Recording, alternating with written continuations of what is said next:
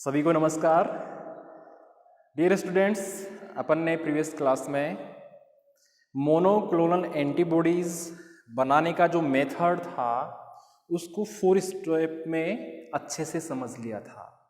इसमें अगर मैं कुछ रिवाइज करना चाहूँ तो जैसे मेकिंग ऑफ हाइब्रिडोमा, फिर कल्चर ऑफ हाइब्रिडोमा, फिर cloning and prevention of hybridoma और लास्ट में production of monoclonal antibodies.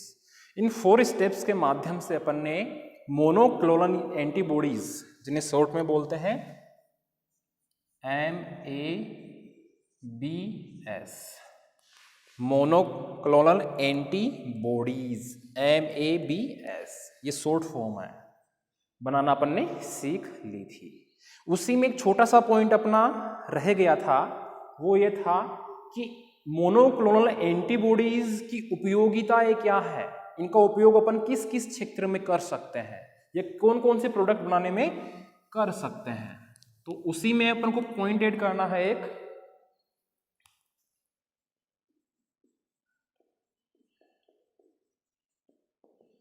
Applications of MAbs, short में लिख दिया है मैंने, तो कंफ्यूज मत होना। इसका फुल फॉर्म होगी मोनो, एम का मतलब मोनोक्लोनल एंटीबॉडीज। क्लियर है? तो पहली एप्लीकेशन देखते हैं अपन,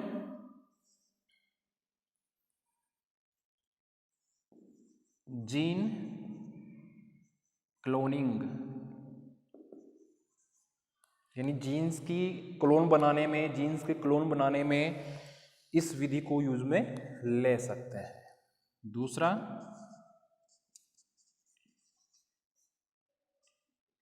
आइडेंटिफाइंग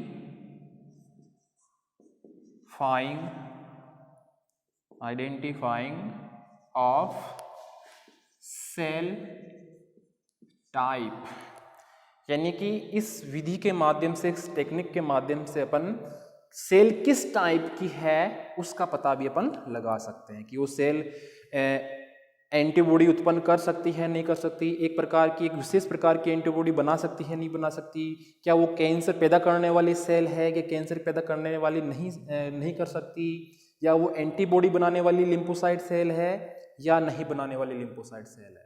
तो इस टेक्निक के माध्यम से अपन सेल के टाइप का भी पता लगा सकते हैं। थर्ड,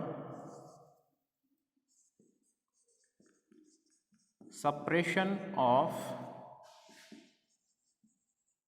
इम्यून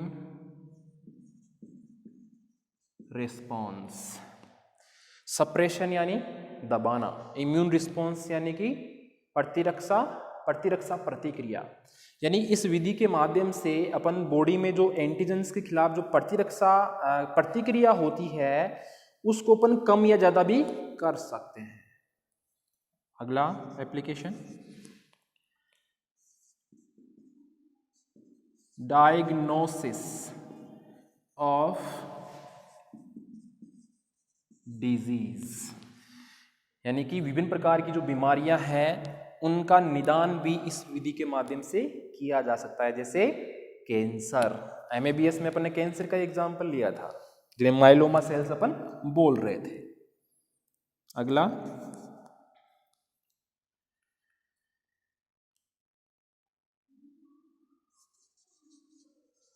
ले लेता हूं मैं अगली application, cancer diagnosis and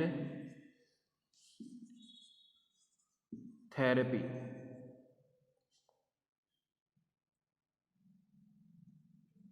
cancer diagnosis and therapy, यानी कैंसर के निदान में और उसके उपचार में MAbs टेक्निक काम में आ सकती है।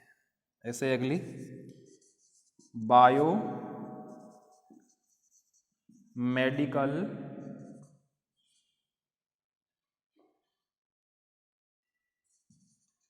रिसर्च में, जो बायोमेडिकल साइंस होती है उसमें रिसर्च के लिए भी MAbs टेक्निक को यूज में लिया जाता है। अगली एप्लीकेशन,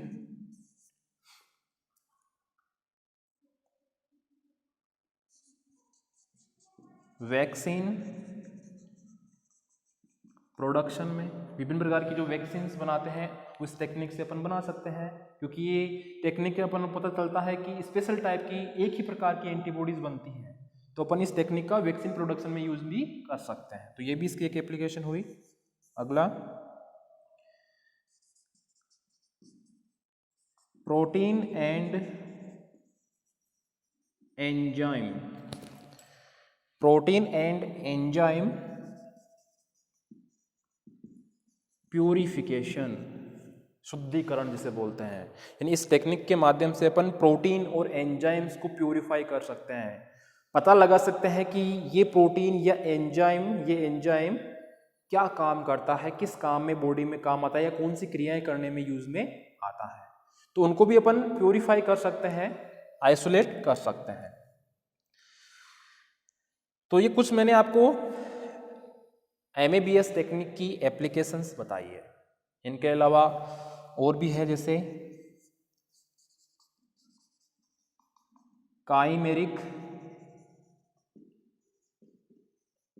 एंटीबॉडीज, यानी कुछ स्पेशल टाइप के एंटीबॉडीज के प्रोडक्शन में भी इस टेक्निक को यूज में ले सकते हैं, जिन्हें बोलते हैं स्पेशल काइमेरिक एंटीबॉडीज। तो ये मैंने आपको कुछ एप्लीकेशंस बताई है मोनोक्लोनल एंटीबॉडीज टेक्निक की, टेक्नोलॉजी की। क्लियर है? ओके, अच्छे से समझ लिया होगा। बिल्कुल थ्योरेटिकल पार्ट है, कोई इसमें वैसे स्पेशल समझने न समझने वाली बात नहीं है।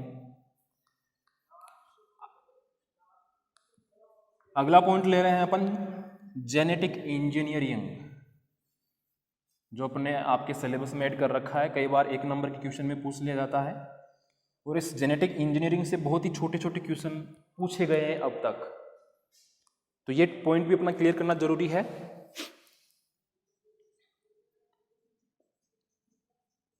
जेनेटिक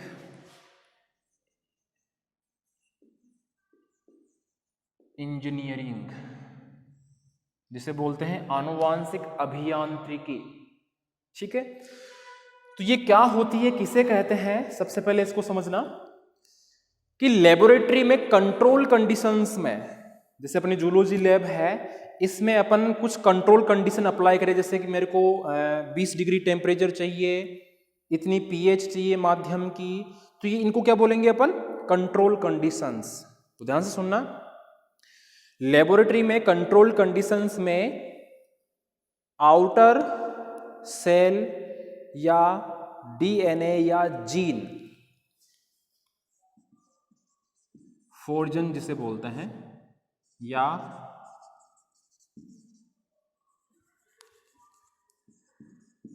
आउटर, जो भी सेल है या DNA है या जीन है, इसमें हेर फेर जिसे बोलते हैं मैनिपुलेशन,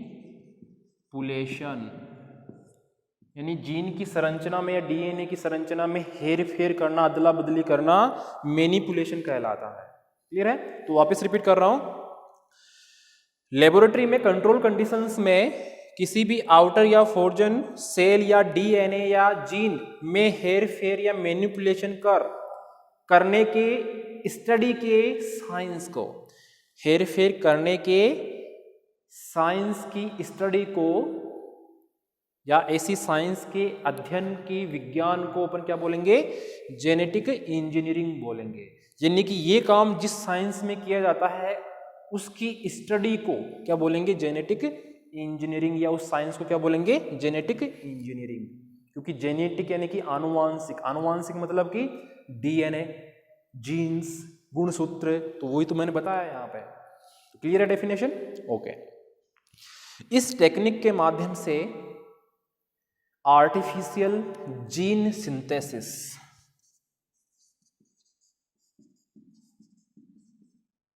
आर्टिफिशियल जीन सिंथेसिस,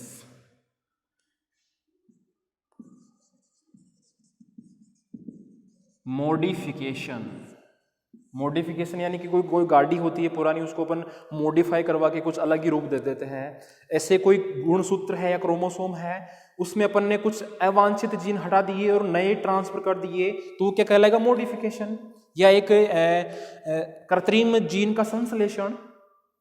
तो इसके टेक्निक के माध्यम से आर्टिफिशियल जीन सिंथेसिस यानी कि कृत्रिम जीन का संश्लेषण, मॉडिफिकेशन यानी कि रूपांतरण, जैसे जीन्स में से अनयूजुअल जेनेटिक मॉलिक्यूल्स को हटा देते हैं। यानी जीन्स में से जो अनयूजुअल या अनुपयोगी जो जेनेटिक मॉलिक्यूल्स है, जो आनुवंशिक कण है, पदार्थ है, उसको हटा देते हैं और उसके स्थान पर यूजुअल यानी कि उपयोगी जेनेटिक मॉलिक्यूल्स ट्रांसफर करने की क्रियाएं होती है। क्लियर है? यानी कि अवांछित पार्ट को हटा दिया, वांछित पार्ट डाल दिया। अतः दो एनिमल्स या टू एनिमल्स के डीएनए को अटैच करके, दो एनिमल्स है उनके डीएनए को आपस में जोड़कर क्या बनाया जाता है? रिकॉम्बिनेंट डीएनए बनाया जाता है, जिसे अपन बोलते हैं पुनर्योगस डीएनए। क्लियर है? तो ये थी जेनेटिक इंजीनियरिंग, मैंने आपको अच्छे से समझा दी है। अब इस जेनेटिक इंजीनियरिंग में काम आने वाले कौन कौन से औजार हैं? औजार का मेरे यहां से मतलब ये नहीं है कि तलवार, खंजर, बंदूक वगैरह, इनसे नहीं है। जैसे कि रिकॉम्बिनेंट डीएनए टेक्नोलॉजी में क्या काम आया? एंजाइम्स काम आए, वेक्टर डीएनए काम आया, cDNA काम आया, जीन बैंक, ये सभी। तो कौन कौन से हैं उनको भी अपन अच्छे से समझने की कोशिश करते हैं।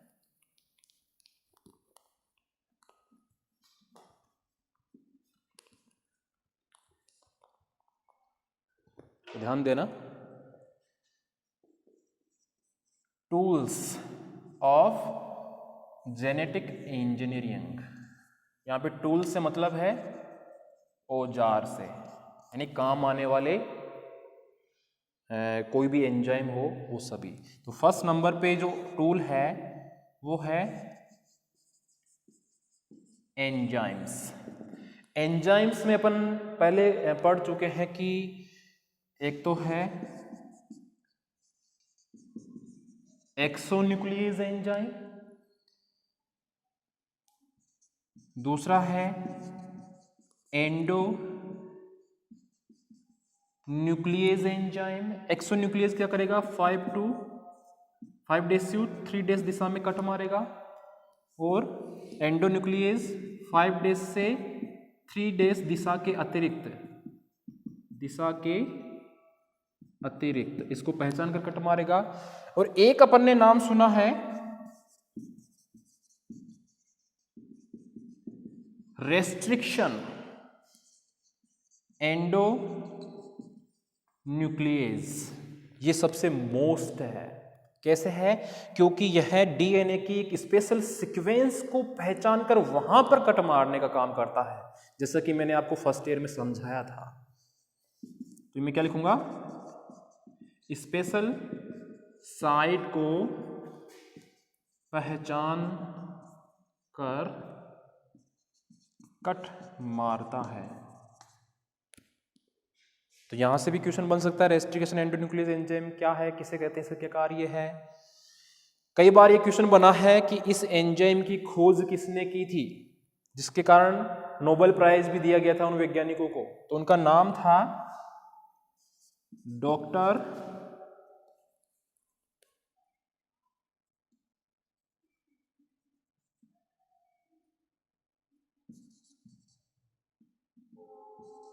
वार्नर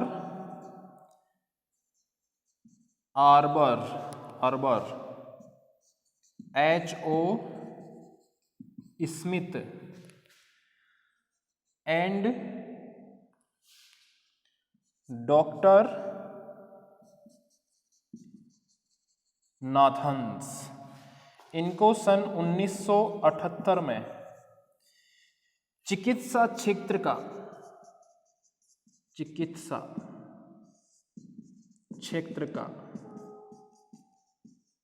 नोबेल प्राइज दिया गया था। साइंटिस्ट का नाम है doctor Warner arbor, HO. Smith एवं डॉक्टर नाथन्स को सन 1978 में चिकित्सा क्षेत्र में नोबेल प्राइज दिया गया था इस एंजाइम की खोज के कारण। तो ये चीज स्पेशली ध्यान रखना है, क्वेश्चन पूछा गया है, ये साइंटिस्ट का नाम स्पेशली आपको ध्यान रखना है। तो ये तो अपन ने ओनली एंजाइम्स की बात कर ली टूल्स में। सेकंड, वेक्टर डीएनए, जैसे प्लाज्मिड हुआ, कॉस्मिड हुआ, वो जो भी आपने पढ़े हैं वो। थर्ड नंबर पे पैसेंजर डीएनए, यानी डीएनए का ऐसा भाग जो अपन को चाहिए वो ही तो अपन इस वेक्टर डीएनए में ट्रांसफर करेंगे, तो वो पैसेंजर डीएनए या आउटर डीएनए बोल सकते हैं अपन इसको, या फोर्जन डीएनए बोल सकते हैं।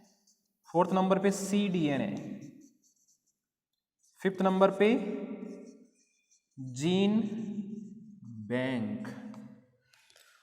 अब ये अपन ले लिए नई चीज हो गई, ये इतना तो अपन को पता था पहले ही। ये सी डीएनए और जीन बैंक क्या आ गया सर, तो इनको भी अपन समझेंगे, ये वाला आपने नोट कर लिया होगा।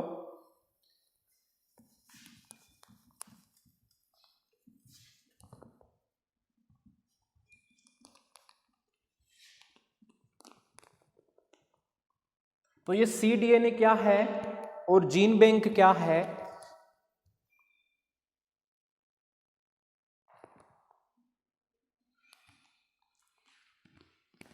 इनको भी अपन समझने की कोशिश करते हैं। कैसे, जैसे यहां है सी डीएनए, तो ये सी डीएनए क्या होता है, किसे कहते हैं, तो ध्यान से सुनना। सी डीएनए इसे बोला जाता है कॉपी डीएनए। यहां पे सी का क्या मतलब है, कॉपी से, जैसे फोटोकॉपी निकालते हैं ना सेम टू सेम, वैसे कॉपी डीएनए। तो ये सी डीएनए कैसे बनता है, इसकी खोज किसने की सर्वप्रथम, या किसने इसको प्राप्त किया, वो कई बार आपको एग्जाम में 1 नंबर के क्वेश्चन में, ये कंपटीशन के एग्जाम में भी पूछ लिया जाता है, तो ध्यान देना। अपन ने सेंट्रल डोगमा कॉन्सेप्ट पढ़ी थी फर्स्ट ईयर में, तो उस सेंट्रल डोगमा कॉन्सेप्ट में क्या था कि ये डीएनए है, डीएनए से बना एमआरएनए और एमआरएनए से बना प्रोटीन। यहां पे ट्रांसक्रिप्शन की रिएक्शन जिसे बोलते हैं अनुलेखन, ये ट्रांसलेशन जिसे बोलते हैं अनुवादन। यानी डीएनए से ट्रांसक्रिप्शन की रिएक्शन के थ्रू एमआरएनए बना और एमआरएनए से अनुवादन या ट्रांसलेशन की रिएक्शन द्वारा प्रोटीन बना। ये थी सेंट्रल डोगमा। लेकिन कई बार क्या होता है कि एमआरएनए से डीएनए वापस भी बनाया जा सकता है। एमआरएनए से डीएनए एक एंजाइम की उपस्थिति में एमआरएनए को टेम्पलेट के रूप में यूज में लेके, एक सांचे के रूप में काम में लेके, एक एंजाइम है रिवर्स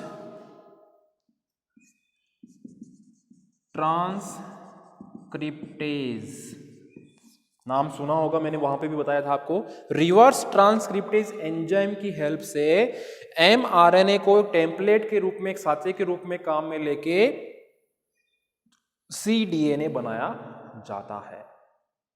ठीक है, इसका सी डीएनए का केमिकल सिंथेसिस या रासायनिक संश्लेषण सर्वप्रथम हरगोविंद खुराना H.G. खुराना ने किया था। इस सी डीएनए का रासायनिक संश्लेषण या केमिकल सिंथेसिस सबसे पहले हरगोविंद H.G. खुराना ने किया था और इस कार्य के लिए इनको नोबेल प्राइज भी दिया था शायद। तो अपन ने ये तो समझ लिया कि सी डीएनए या कॉपी डीएनए कैसे बनता है। एमआरएनए को टेम्पलेट के रूप में यूज में लेके रिवर्स ट्रांसक्रिप्टेज एंजाइम की हेल्प से वापस जो डीएनए बनता है उसे सी डीएनए या कॉपी डीएनए कहते हैं। क्योंकि ये हूबहू कैसा होता है, पहले वाले डीएनए के जैसे ही, इसलिए इसे सी डीएनए या कॉपी डीएनए कहते हैं। अभी कैसे बनता है उसको भी अपन डायग्राम बना के समझिए तो अपने 3 पॉइंट एक साथ क्लियर हो जाएंगे।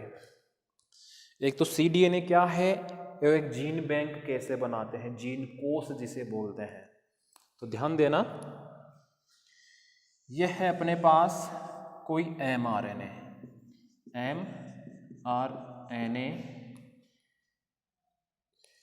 ये इसका 3 डेज एंड है, ये इसका 5 डेज एंड है।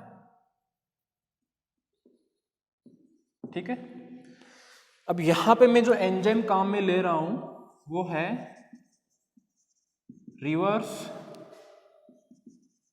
ट्रांसक्रिप्टेज। ठीक है।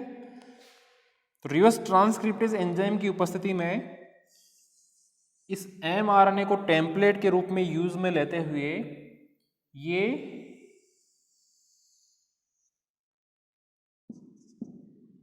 सी डीएनए का एक स्ट्रैंड बना। ठीक है। जो धीरे धीरे डीएनए पॉलीमरेज एंजाइम की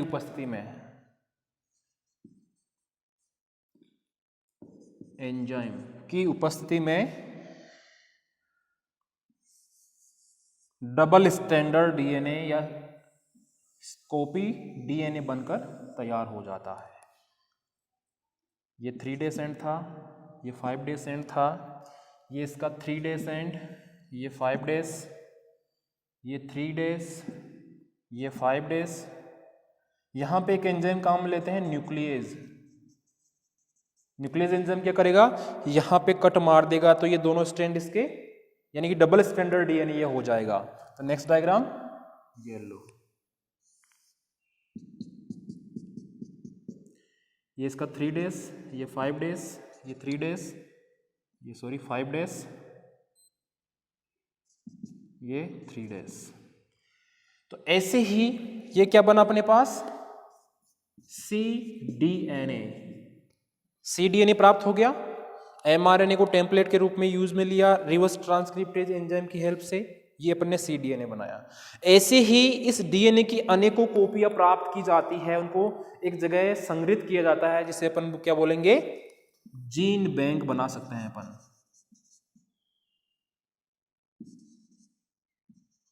जीन बैंक यानी कि जो डीएनए था, अपन को जो डीएनए की कॉपियां चाहिए थी सी डीएनए की, ऐसी कॉपी अपने बहुत सारी बना ली और उनको संग्रहित कर दिया, तो ये क्या कहलाएगा, जीन बैंक या जीन कोष। क्लियर है। तो ये कुछ मैंने आपको जेनेटिक इंजीनियरिंग में काम आने वाले टूल्स बताए हैं। इसके साथ ही अपना सी डीएनए का टॉपिक भी क्लियर हो गया और जीन बैंक का टॉपिक भी क्लियर हो गया। ठीक है। अब इस जेनेटिक इंजीनियरिंग के लाभ क्या है, बेनिफिट्स क्या है, उसको भी अपन समझने की कोशिश करेंगे।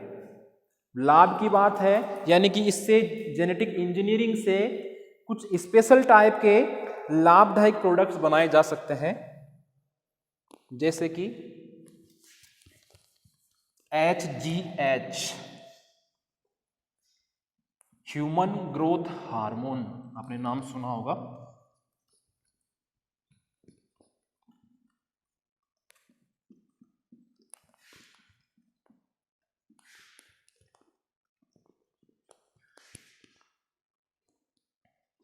नेक्स्ट पॉइंटेड है इसमें बेनिफिट्स ऑफ जेनेटिक इंजीनियरिंग। क्या लाभ है इसके, तो फर्स्ट है ह्यूमन ग्रोथ हार्मोन, जिसे शॉर्ट में बोलते हैं HGH। इस टेक्निक के माध्यम से ह्यूमन ग्रोथ हार्मोन या HGH प्राप्त किया जाता है।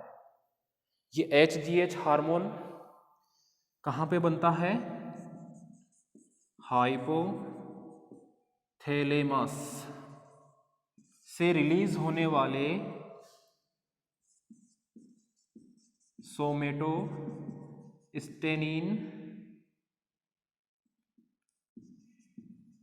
और सोमेटोट्रोपिन, ये दो ऐसे हार्मोन्स हैं जो ह्यूमन ग्रोथ हार्मोन्स कहलाते हैं, जो अपने हाइपोथैलेमस से रिलीज होते हैं ह्यूमन में।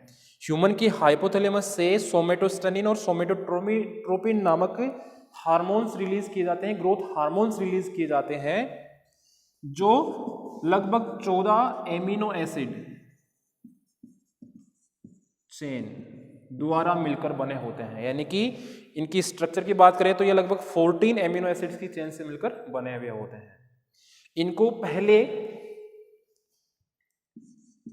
भेड़ के ब्रेन से, जो भेड़ होती है सीप, उसके ब्रेन से इनको प्राप्त किया जाता था।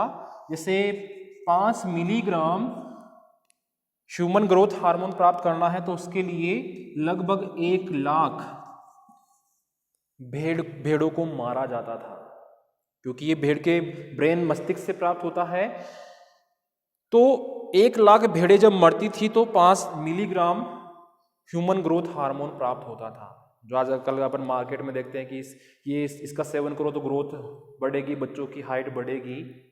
तो उसकी कमी को पूरा करने के लिए कि इतनी भेड़ें नहीं मरे, तो जेनेटिक इंजीनियरिंग का सहारा लिया गया है। और इस जेनेटिक इंजीनियरिंग के माध्यम से आर्टिफिशियल रूप से लेबोरेटरी में HGH या ह्यूमन ग्रोथ हार्मोन बनाए जाते हैं, जो किसी कारणवश ह्यूमन के ब्रेन में, उसके हाइपोथैलेमस में इनका संश्लेषण होना बंद हो जाता है। तो ये इसका एक बेनिफिट है। दूसरा,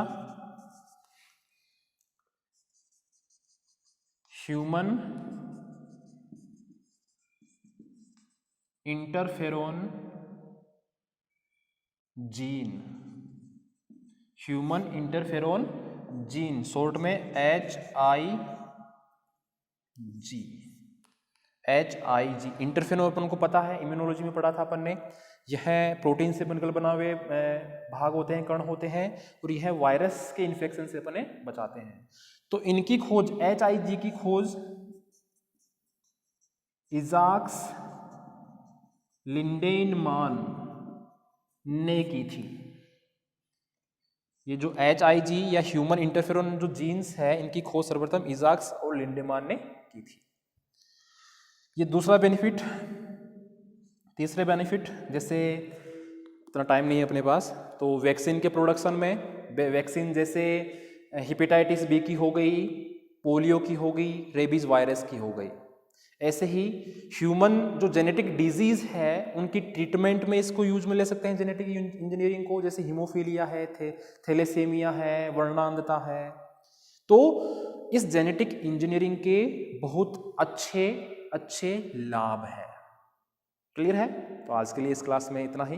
धन्यवाद।